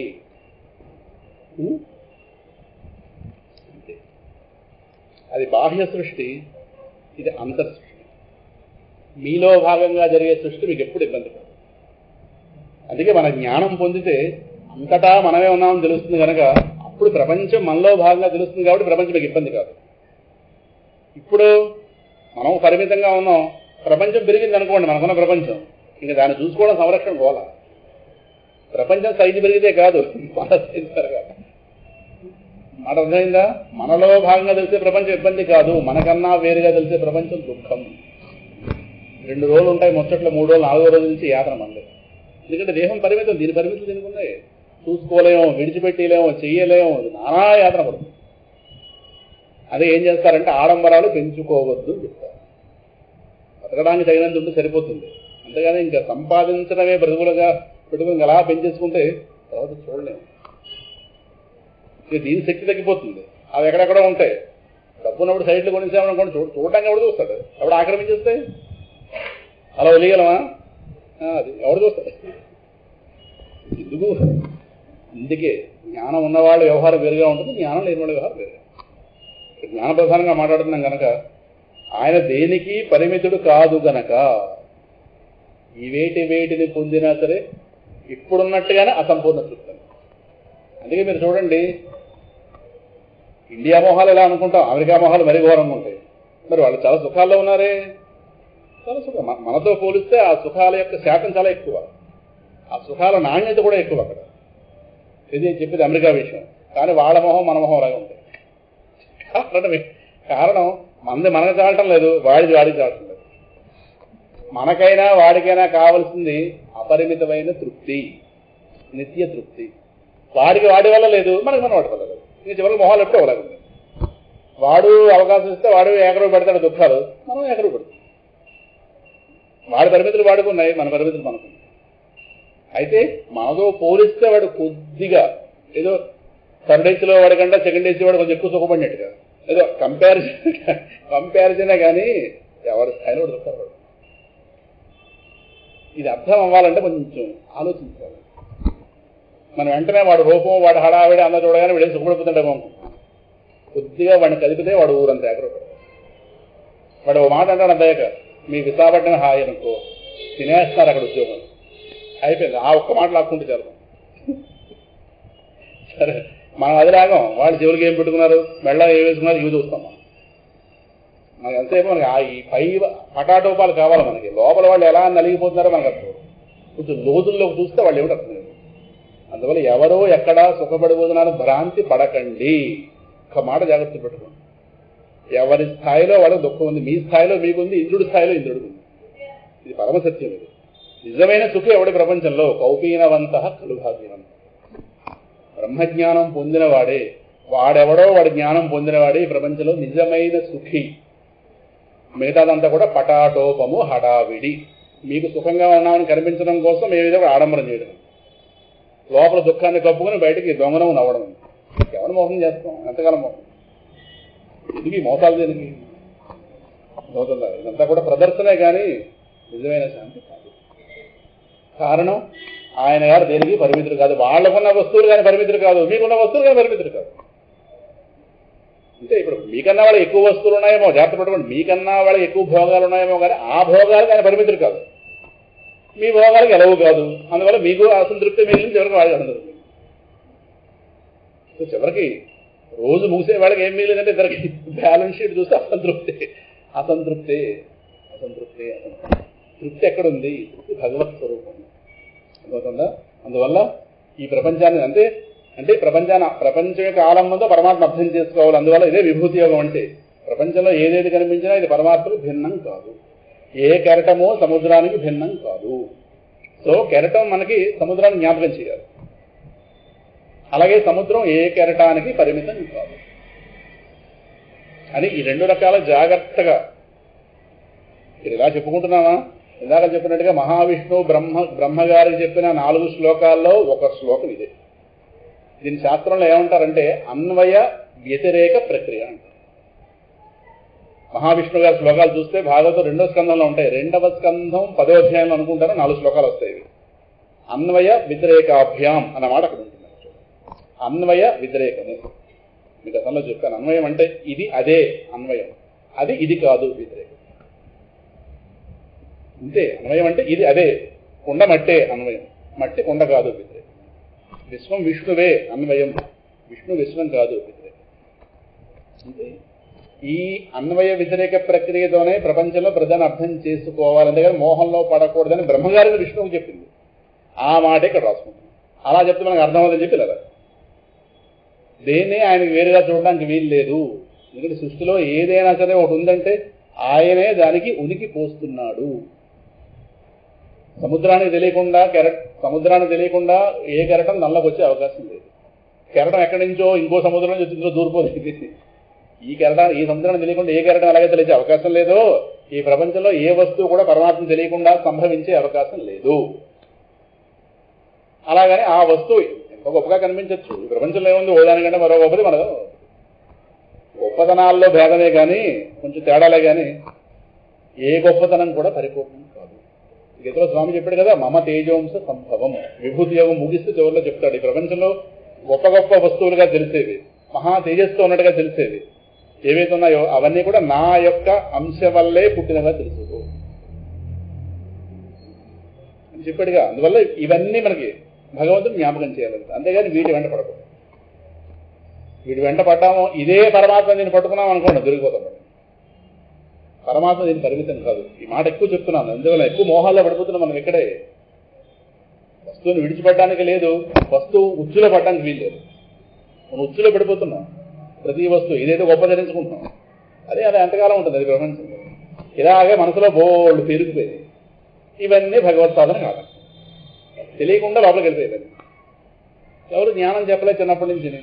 ఏది కనిపిస్తే మనసు దాన్ని మోహం పెంచేసుకుంది. ఇవాళ రోజున అవన్నీ పెద్ద ఆటంకాలు అయిపోయి. తెలియని వాడికి ఎలాగో సమస్య తెలియదు, తెలిసిన వాడు కానీ జాగ్రత్త పడాలి. అందుకోసం నాకు ఈ పాయింట్ ఇష్టం, అందుకోసం చెప్తున్నాను. అర్థమవుతుందా? ఇది తర్వాత దేనిని నిరాకరించకు, దేనిని అనుసరించకు.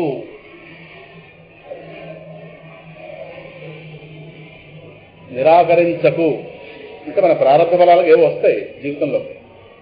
నిరాకరించామనుకోండి అది పరమాత్మతో తగ్గు పెట్టుకున్నట్లే. పరమాత్మతో తగ్గు పెట్టుకున్నట్లు లెక్క వస్తుంది. ఎందుకంటే ఆయన ఇచ్చాడు కర్మఫలంగా, అంగీకరించవచ్చు. అలాగని దేనిని అనుసరించద్దు. గొప్ప గొప్పగా కొన్ని తెలుస్తాయి, వాటి వెంట వెళ్ళిపోవద్దు. వచ్చిన దాన్ని కాదనద్దు, లేని దాన్ని కోరుకోవద్దు. ఇంతే. అలా ఉంటే ఆ జీవితం పరమాత్మ చాలా ఇష్టమైన జీవితం. ఇదే భక్తుడికి ఉన్నదాంతో గొడవ ఉండదు, లేని దాని మీద ఆకర్షణ ఉండదు. నాకు ఇది కావాలని అడగడు. ఒకవేళ ఏమనిస్తే ఎందుకు ఇచ్చేవో ఇలాగా అది కూడా అంట, పోలే ఎందుకు ఇచ్చేవో సరే, వాడు వెంటనే వితరణ చేసేస్తాడు. తన దగ్గర నుంచి తన దగ్గర ఎక్కువ ఉంచుకోవడం అండి. ఒకవేళ కష్టాలు వస్తే ఏమో ఎందుకు రావాల్సిందో దీన్ని అర్థం చేసుకోవాలి అని అర్థం చేసుకునే ప్రయత్నం చేస్తాడు, కానీ పరమాత్మతో తవ్వు పెట్టుకోడు. పరమాత్మతో తవ్వు పెట్టుకుంటే శాంతి ఎక్కడ ఉంది? రావలసింది కాబట్టి వచ్చింది. ఇదే కర్మయోగం అంటే రావలసిందే వచ్చింది, రావలసిందే వస్తుంది, రాకూడనిది రాదు. సో వచ్చింది కదా రావాల్సింది, దీన్ని అర్థం చేసుకునే ప్రయత్నం చేద్దాం. ముందు రియాక్షన్ వస్తుంది లోపల నుంచి, వెంటనే ఒక్కరం పరమాత్మ గదిలోకి వెళ్ళిపోయి, దేవుడి గదిలోకి వెళ్ళిపోయి పరమాత్మతో ఏకాంతంలో మాట్లాడాలి. ఇప్పుడు నాకు పంపించిన కర్మఫలం వల్ల మనసుకి ఉద్రేకం వస్తుంది, అలా రాకూడదు. ముందు నాకు క్షమించు, దీన్ని అర్థం చేసుకునేటటువంటి శక్తి నాకు అని ఒక్క 10 నిమిషాలు కూర్చొని ప్రార్థించండి. మనసుకి ఎంత శక్తి వస్తుంది. మనసుకి ఎప్పుడైతే శక్తి పుంజుకుందో ఈ కష్టం ఏమీ కాదు అసలు. దాని అనుభవం మెయిన్ మనసు కూలపడిపోతే వచ్చినుకోవాలి. మనసుకి ఎప్పుడు కూడా పరమాత్మ యొక్క సహాయాన్ని మనం సప్లై చేయాలి. పరమాత్మ యొక్క చేదోడు, పరమాత్మ యొక్క తోడు మనసుకి ఇప్పుడు అందిస్తుండాలి. అందిస్తే చాలా మనసు ఈ ప్రపంచం మొత్తాన్ని మోయగలదు. గొప్ప అదొక్క తోడు దూరం అయిపోయింది అనుకోండి, అది పాపం ఇంకా చిన్న కష్టానికి కూడా చీమ గరిచిన కష్టానికి కూడా ఏనుగు తొక్కిసినంత ఫీల్ అయిపోతుంది. ఇది మనసుతో వచ్చిన దానికి పరమాత్మ కలిపితే అయిపోయింది. ఇంతేనా కష్టం, ఇంకో వస్తే బాగుండు. తుకారాం చెప్పాడుగా పాండురంగడితోని, మాట మర్చిపోయారా? మర్చిపోయి ఉంటారు. అవునండి, మర్చిపోయామన్న విషయమైనా మీకు జ్ఞాపకం రావాలంటే మళ్ళీ చెప్పాలి కదా నేను. అంటే మీరు మర్చిపోయినవి ఎన్ని ఉన్నాయో మీకు పెద్ద లిస్ట్ ఒకటి ఇవ్వాలి కదా. అందువల్ల ఇస్తాను. పాండురంగడు అడిగేట్టయినా నువ్వు నాకు ఎంతో భక్తి ఇచ్చావు, జ్ఞానం ఇచ్చావు, అందువల్ల దుఃఖాలు తట్టుకునే శక్తి నాకుంది. అప్పుడు లోకులు ఉన్నారే, వాళ్ళకి నువ్వు భక్తి జ్ఞానం ఇంకా ఇవ్వలేదు, వాళ్ళకి దుఃఖాలు తట్టుకునే శక్తి లేదు. ఓ పని చేయి, వాళ్ళ దుఃఖాలనే నాకు ఇచ్చి, నా సుఖాలు ఉంటే వాళ్ళకి ఇచ్చి. సుఖాలు తిరిగి వాళ్ళు ఎలాగో పట్టుకో సంతోషిస్తారు. దుఃఖం తట్టుకునే శక్తి నీ వల్ల నాకు కలిగింది కనుక పెద్ద నాకు ఇబ్బంది ఉండదు.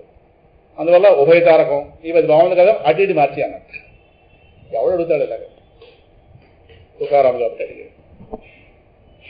కారణం వాళ్ళ పరమాత్మ అర్థమయ్యాడు కనుక, వాళ్ళ మనసుకి పాండురంగడు తోడు ఉంది కనుక దుఃఖాలు అయిపాటివి. అందువల్ల దేనిని నిరాకరించదు. ఈ రెండింటికి మొత్తం కలిపి పేరు కర్మయోగము. కర్మయోగం అంటే ఇదే. ఉన్నదాంతో విరోధం వద్దు, లేని దాని మీద ఆకర్షణ వద్దు. ఏదైనా కోరుకున్నామా పరమాత్మ చెడ్డ అయిపోతాం వచ్చింది. ఆయనే నిర్ణయించుకుని ఇస్తాడు. మనకంటే తెలివైన వాడు సమర్థుడు, ఏదైనా ఇవ్వగలడు. ఎందుకు మన కంగారు కూడా మాట్లాడడం ఎందుకు? పెళ్లి చూపులకు వెళ్ళినప్పుడు మగ పెళ్లి వారి వైపు నుంచి వెళ్ళినప్పుడు ఎలాగైతే ఎంతగానో బయటపడమో అలా ఉండాలి పరమాత్మ. మీరు ఎలా చెప్తే అర్థం? ఆడపెళ్లి వారే ముందు మాట మాట్లాడారు, మనం మాట్లాడడం అంతవరకు ఏదో అనవసరం మాటలు మాట్లాడుతుంటాం. ముందు అంత అయిన తర్వాత కట్నం విషయం అంటారు, అప్పుడు పెడతారు. మన ముందు మాట్లాడి చెడ్డ అయిపోతాం. అంటే అలాగే ఏదో అడగకుండా ఉండడానికి వెళ్ళామని అనుకోవద్దు. అడుగుతాం, ఒక ఫిగర్ లోపల ఉంటుంది. ముందు వాళ్ళు ఏ రేంజ్లో ఉన్నారని అడుగుతాం, మధ్యవర్తిని ఏదో మాట్లాడతాడు. మొత్తం మీద వాళ్ళే మొదలెట్టినే ముందు కంగారు ఉందని లోపు మొత్తం మీద ఈ బూందీ ఎక్కడ చేయించారు, ఈ బల బాగుంది, పిచ్చి మాటలని మాట్లాడతారు. దీని ఏమంటారంటే పిచ్చి మాట్లాడతారు, వాళ్ళకే తెలుసు. అప్పుడు కాస్త వాళ్ళు ఇంకా బావగారంగా అసలు మాటలు మాట్లాడుకుందాం. అసలు మాట్లాడితే ఇచ్చుకోవడాలు పుచ్చుకోవడాలి, అప్పుడు బయటపడతాం. అలాగే పరమాత్మ ముందు బయటపడ్డామండి. ఆడపిల్లి గారు మగపిల్లి గారు మీకు ఎందుకంగా అలా ఉంటే ఆయన ఇష్టం. కోరుకోవడం తప్పు కాదు, కానీ కోరుకునే వాళ్ళ మీద ఆయన కొంచెం తక్కువ దృష్టి. వాళ్ళ కోరికతో సరిపెట్టి పక్క పంపించేస్తాడు. కోరుకోని వాళ్ళ వెంట తను పడుతుంటాడు. అలా కోరిక లేనివాడంటే పరమాత్మ చాలా ఇష్టం. అందువల్ల ఆయన మనం వెంట పడాలంటే మనం తక్కువగా వెంటనే కంగారు పడిపోకూడదు. ఈ మగపిల్లి వారు ఎగ్జాంపుల్ జ్ఞాపకం పెట్టుకున్నాం. ఇదో ఇందాక చెప్పిందంతా ఏదైతే విష్ణువు జరిగి పరిమితం కాదన్నదాన్ని నాకు తృప్తి లేక మళ్ళీ రాశాను. ఈ ప్రపంచంలో ఏది లేకపోయినా కుదరదు, మన పరిమితులు ఇవే. నలిగిపోతున్నాం ఈ మధ్యలో, నేను నలిగిపోతూ రాశాను మాట. ఏది లేకపోయినా కుదరదు, అది ఉన్నంత మాత్రంలో అన్నీ సిద్ధించినట్లు దేనివల్ల అవ్వదు, ఒక్క భగవంతుడి వల్ల తప్పించి. వ్యవహారంలో అది చూస్తున్నాం కదా. ఇంట్లో ఎన్నున్నా ఆ సమయానికి చెంచా లేకపోతే పని అవుతుంది. ఆ సమయానికి ఆ సమయంలో దానికే పెద్ద పాత్ర కదా. సో ఏది లేకపోయినా కుదరదు, అది లేకపోతే అక్కడ కాస్త లోపమే జీవితం ఆ సమయానికి కదా. అలాగని అది ఉన్నంత మాత్రంలో అన్నీ సిద్ధించినట్లు అవ్వదు. ఇక్కడే పూర్ణత్వం లేదు. అన్నీ సిద్ధించినట్లు అవ్వదు కాబట్టి ఈ వస్తువును దూరంగా పెట్టేద్దామంటే కుదరదు. దాని టైం వస్తుంది. కంచం ఉన్నంత మాత్రంలో అన్నం వండుకున్నట్టు కాదు, కంచంలో అన్నం పెట్టుకున్నంత మాత్రంలో అన్నం తిన్నట్టు కాదు, అన్నం తిన్నంత మాత్రంలో అన్నం జీర్ణమైనట్టు కాదు, అన్నం జీర్ణమైనంత మాత్రంలో శక్తిగా మారినట్టు కాదు. ఇవన్నీ ఒకదానికంటే మరొకటి వేరు. ఇదే వచ్చిన కూడా ఇక్కడే ఒక కర్మ మరో కర్మ కాదు, ఓ ఫలితం మరో ఫలితం కాదు. నలిగిపోతున్నాం. ఇలాగ అనేకమైన వాటిని ఆశ్రయించవలసి వస్తుంది. కారణం పరిమితుల వల్ల. ఇందులో దేన్ని తిరస్కరించినా కుదరదు. అన్నం జీర్ణం అవడం, కంచం వేసుకోవడం ఒకటి కాదు కాబట్టి నేను కంచం పెట్టుకోవాలంటే అన్నం ఎక్కడ నెలలో పెట్టుకుంటామా? కంచంలోనే పెట్టుకోవాలి. కంచం ఉన్నది మాత్రం అన్నం వండుకున్నట్టు కాదు. అన్నం వండుకోవడం అంటే అన్నం బియ్యం కొనుక్కున్నట్టు కాదు. ఇవన్నీ రకరకాల. ఇందులో ఆ వరుసలో వెళితేనే పని అవుతుంది, కానీ ఏది పక్క తప్పించినా కుదరదు. సో ఏది లేకపోయినా కుదరదు ఈ ప్రపంచంలో. ఏ సన్నివేశం చూసుకున్నా సరే దాని టైం వచ్చినట్టు ఈ ప్రపంచంలో ఎవరో గొప్ప అని ఓ చర్చ జరుగుతోంది. ఎవరు గొప్ప ఏంటి? ఆ సమయంలో ఎవరు అవసరం ఉంటే వాడే గొప్ప. దేని అవసరం ఏర్పడితే వాడే గొప్ప, దాని అవసరం లేనప్పుడే వాడితే పని లేదు. అందువల్ల మనకి ఇంట్లో దేని వల్ల అవసరం ఏర్పడింది తెలియదు కాబట్టి అన్నింటినీ కాపాడుకుంటుంటాం. చెంచాలో 20, కంచాలో 30, గ్లాసులు 40.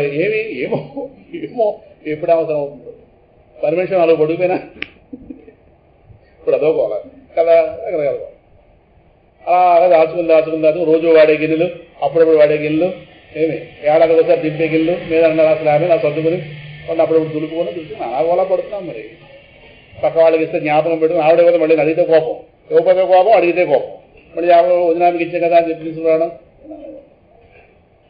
పడుతున్నావా లేదా అంటే మీరు అంటే మీరు ఎవరో పుచ్చుకున్నది మేము ఇవ్వని మీరు అడిగిసారా అంటుంది. మళ్ళీ వెంటనే ఇచ్చిగా నీకు ఇచ్చేవాళ్ళు ఎంతకాలం జ్ఞాపకం పెట్టుకోమంటావు? వెంటనే వాడు పని అయిపోయింది ఆ తోమి వెంటనే పంపించగా నువ్వు స్లాబ్ ఎక్కించేస్తాయి మగలు తెలుస్తుంది. ఇలా అంటే చట్టపదం కదా. అవతల వాళ్ళ దోషం చూపించకూడదు. అలాగే ఇవ్వకపోతే పడుతున్నావా లేదా? మనం గట్టిగా మాట్లాడలేదు జరాలు వేస్తే వాళ్ళతో ఏ పని ఉంటుందో. దీనంత సుఖం అంటారా? అనుకుంటే అనుకోవాలంతే దానికి. అందుకని సరే రోజు పడుతున్న వాటినే నాకు ఆవిష్కరించుకుంటాను వాళ్ళకి కాస్త. అందువల్ల అది ఉన్నంత మాత్రంలో అన్నీ సిద్ధించినట్లు దీనివల్ల అవ్వదు. అందువల్ల ఒక్క మాట చెప్పుకుంటే భగవద్గీత 7వ అధ్యాయం 2వ శ్లోకం, యత్ జ్ఞాత్వా నేహ భూయోన్యత్ జ్ఞాతవ్యం అవశిష్యతే. 7వ అధ్యాయం. యస్మిన్ విజ్ఞాతే సర్వమిదం విజ్ఞాతం భవతి. ఉపనిషత్తు. ఎందుకు చెప్తున్నామంటే దేన్ని పొందితే అన్నీ పొందినట్టు అవుతుందో ఆ వస్తు ఒక్క భగవంతుడే. కారణం ఈ విశ్వం యావత్తు వాడే. మీరు ఏది అడుగుతున్నా విశ్వంలో ఉన్నదని అడుగుతున్నారు కదా.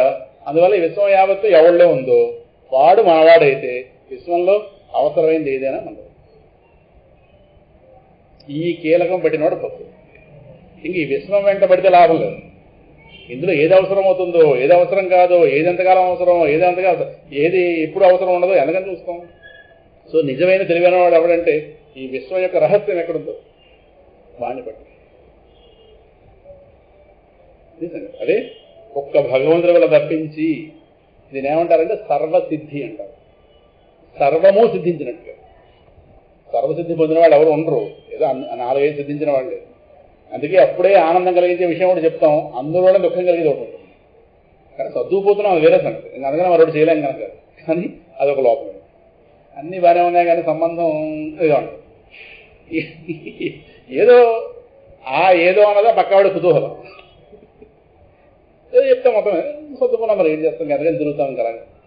ఇప్పటికే 30 చూసిన సంబంధాలు, ఎక్కే మెట్లు దిగే మెట్లు మొత్తం మీద అనేసి ఎంతమంది అని చెప్పి అయిపోయింది. అది సంగతి. ఓకే, తర్వాత చెప్పుకుని కాస్త ముగిస్తాం. ఎందుకంటే ఆ తర్వాతే ఎత్తుకున్నామంటే అందువేరే అవ్వదు. భగవత్ సాధన ఇది గతంలో చెప్పిందే మళ్ళీ రాశాను. భగవత్ సాధన చేయకపోతే కుదరదు. భగవత్ సాధన చేసేసానంటే కుదరదు. సాధన చేసే అవకాశం భగవంతుడు ఇచ్చాడనే దృష్టితో చేస్తూ ఉండటమే. మన సాధనతో వెలగట్టే వస్తువు కాదు భగవంతుడు. అలాగే ఏ సాధన లేకుండా దొరకపుచ్చుకుందాం అన్నది కూడా అత్యాసం. మాట అర్థమవుతుంది కదా. దీని ఏమంటారంటే సాధనాహంకారం అంటారు. అహంకారం అన్ని చోట్ల అడ్డుపడుతుంది, సాధనలో మరీ అడ్డుపడుతుంది. సాధకుడు అయిన వాడికి సాధకుడు కానివాడిని చూస్తే తప్పు చూపు, డబ్బున్నవాడికి డబ్బు లేని వాడిని చూస్తే తప్పు చూపు. ఎలాగో సాధకుల్లో ఇదొక సమస్య వస్తుంది. అంటే వాడిని సాధకుడని అహంకారం వాళ్ళు, వీడు ఏం చేయట్లేదు అలా మాట్లాడుతుంది. అందువల్ల ఈ సాధన అహంకారం కొంచెం ఆఖరి సమస్య కనుక భగవత్ సాధన అన్నది ఏది చేయకుండా భగవంతుని పొందొద్దామంటే కుదరదు. మనం భగవంతుడు ఏదైనా అడగాలనుకుంటే మనం ఆయన కోసం చేసి చూపించాలి. నేను నీకోసం ఇది చేసాను అని మనం చూపిస్తే అది సరిపోతుందని కాదు, కానీ ఆయన అడగడానికి మనకు కొంత ధైర్యం వస్తుంది. ఏదీ చేయకుండా పెద్ద అడిగితే అదే మరి కుచేలుడు పట్టుకెళ్ళాడు, కానీ ఆయన గారంతటికి ఇచ్చే వస్తువా అటుకులు అని ఒక దాచించుకుంటాడు లోపల. ఇద్దామని పట్టుకెళ్ళాడు, దాచిద్దామని పట్టుకెళ్ళలేదు ఏమింది. కానీ ఆయన పరమాత్మ అంటే అందులో ఆయన భోగాలు చూశాడు. అక్కడ ద్వారకాధిపతి సామాన్యుడు. ఆయన భోగాలు చూస్తుంటే అటువంటి భోగాల మధ్యలో ఉన్నవాడికి ఎప్పుడో బాధపడిపోయిన అడుగులా అని ఒక సిగ్గేస్తుంది. కానీ దాచేసుకున్నాడు. కానీ ఏది పట్టుకెళ్లకుండా వెళ్ళకూడదు అనేది మిత్రధర్మం. అది మిత్రధర్మం పాటించాడు, కానీ పైకి తీలేపుదండ వస్తుంది. పరమాత్మ కాబట్టి బయటికి లాగాడు. సరే, ఆ విధంగానే పరమాత్మ కోసం ఆయన పరమాత్మను పొందే ప్రయత్నం చేయకపోతే కుదరదు. అలాగనే నేను చేయవలసిన సాధన అంతా చేసేసాను అనుకుంటే మళ్ళీ అహంకారం. పరమాత్మను పొందింపజేసేందుకు సాధన మనం చెయ్యలేము. కారణం మన దేహం పరిమితులు, అనుక్షణం పరిమితులు. ఆయన అపరిమితమైన వాడు. అపరిమితమైన వాడిని పొందడానికి అపరిమితమైన సాధన చేయాలి. మనం బ్రతికే పట్టిది. ఇప్పుడు రామ అన్నామంటే మళ్ళీ సాయంకాలం దాకా రామ అంటామో తెలియదు కదా. ఈ మధ్యలో ఎన్ని విరళాలు అంతా విరళ చింతనమే కానీ సరళ చింతనం కాదు. రమణ మహర్షి గారు చెప్పిన సరళ చింతనం అంటే కంటిన్యూస్, విరళ చింతనం అంటే బ్రేకులు కదా. సో భగవత్ సాధన అంతా చేసేసానంటే కుదరదు, చేయకపోతే కుదరదు. కాబట్టి సాధన చేసే అవకాశం భగవంతుడు ఇచ్చేయడమే దృష్టిలో చేస్తుండాలి. ఇవాళ ఇంత సాధన జరిగిందంటే ముందు ఆయన నమస్కారం పెట్టాలి. తెల్లవారైనా భక్తులు కోరవలసింది, ఇవాళ రోజంతా కూడా నీ సాధనలో కొనసాగేటట్టుగా, ఏ ఇతర మోహాల్లో కూడా పడకుండా ఉండేటట్టుగా నువ్వు నన్ను అనుగ్రహించు అని సాధన బాగా జరగడం కోసం ముందు నమస్కారం. ఇంక ఏదో ప్రస్తావనలోకి వెళ్ళిపోవడం కాకుండా, నిన్ను మర్చిపోయేటువంటి విషయాలు జీవితంలో తీసుకురాకుండా నీ యొక్క స్మరణతోనే రోజు కొనసాగేటట్టుగా. నిన్నటికంటే వాళ్ళ స్మరణ బాగా జరగాలి, నిన్నటికంటే ఇవాళ స్వాధ్యాయం బాగా జరగాలి, నిన్నటికంటే ఇవాళ జపం బాగా జరగాలి, నిన్నటికంటే ఇవాళ ధ్యానం బాగా జరగాలి, నిన్నటికంటే ఇవాళ మంచి విషయాలు గురించి వినాలి, పెద్ద పెద్ద భక్తులతో సాంగత్యం కలగాలి అని ఇవన్నీ పరమాత్మ మాట్లాడాలి. లోపల అంతర్యామంలో ఉన్నాడుగా, లోపల వెంటాడు, ఇవన్నీ అవకాశాలు ఇస్తాడు. ఇవాళ రోజు సాధన జరిగితే నీదేవల సాధన జరిగిందని పరమాత్మకి విన్నవించుకు నిద్రలోకి వెళ్ళాలి. తెల్లవారు లేచే ముందు విన్నపం, రాత్రి పడుకునే ముందు పరమాత్మకు సమర్పణం. ఈ విధంగా సాధన అప్పుడు పరమాత్మ సంతోషించి మరిన్ని అవకాశాలు ఇస్తాడు. ముడిచిపోతాడు పరమాత్మ ఈ తరహా మనస్తత్వాన్ని. అర్థమవుతుంది. మిగతా విశేషాలు కాస్త ఇంకో విషయం చెప్పుకుని ఇక్కడి నుంచి ముగిద్దాం. ఎలాగో ఆగస్టు 5వ తారీఖు ఆదివారం ఇక్కడ ఈ భగవద్గీత చెప్పడం ప్రారంభించి 6 ఏళ్ళు అవుతుంది. ఆ రోజుకి 6 సంవత్సరాలు. 2012 ఆగస్టు 5 ఇక్కడ వచ్చిన జ్ఞాపకం ఉంది నాకు. కరెక్ట్గా అక్కడ స్టార్ట్ చేసిన 6 నెలలకి ఇక్కడ వచ్చాను. అక్కడ ఫిబ్రవరి 5 చేసాం, కరెక్ట్గా ఆగస్టు 5 ఇక్కడికి వచ్చాను. నాకు గుర్తుంది. ఎందుకంటే 6 నెలల తర్వాత కరెక్ట్గా ఇక్కడికి వచ్చామన్న మాట కూడా అన్నట్టు గుర్తుంది నాకు. అందువల్ల ఆగస్టు 5 ఖరారు చేసుకుని ఆగస్టు 5 ఆదివారం పడింది కదా. కాబట్టి అప్పుడు మనం దానికి ముందు ఒక 4 రోజుల ముందు నుంచి, అంటే ఆగస్టు 1వ తారీఖు నుంచి 5వ తారీఖు దాకా, అంటే బుధవారం నుంచి ఆదివారం దాకా శంకర భగవత్పాదుల వారి యొక్క స్తోత్రం ఒకటి తీసుకుని, ధన్యాష్టకం అనే స్తోత్రాన్ని ఒక దాన్ని తీసుకుని 4 రోజుల్లో ఆ 8 శ్లోకాలను ముగించుకుంటే 5వ రోజు నాడు మన పాత విద్యార్థులందరినీ కూడా ఆహ్వానిస్తాం. ఎవరెవరైతే ఇప్పుడు క్లాసులు రాలేకపోతున్నారు, దూరాలు వెళ్ళిపోయిన వాళ్ళందరూ కూడా చెప్తే వాళ్ళందరూ కూడా సమావేశపరుచుకుని ఒకసారి ఓల్డ్ స్టూడెంట్స్ మీటింగ్లు అవుతాక ప్రతి చోట పాత విద్యార్థుల సమ్మేళనం కలయిక జరుగుతున్నాగా. ఆ విధంగానే మనకు పాత విద్యార్థులు ఎవరున్నారో షణ్ముఖి, కీర్తి, వాళ్ళు చదువులో పడ్డారు. వాళ్ళందరూ అలాగే ఆదివారం కాబట్టి వాళ్ళందరికీ వీలయ్యే అవకాశం ఉంది కనుక ఆ రోజు కాస్త ఇక్కడ సమావేశం, ఆ కార్యక్రమానికి ముగింపు కాస్త ఆ రోజు పెట్టుకుని ఆ విధంగా 6th యానివర్సరీ ఆ రోజు జరుపుకోవడానికి సంకల్పం జరిగింది. పరమాత్మ ఎలా నిర్ణయిస్తాడో చూద్దాం. ఆగస్టు 1 నుంచి 5 ప్రజాభ్య పరిపాలయంతా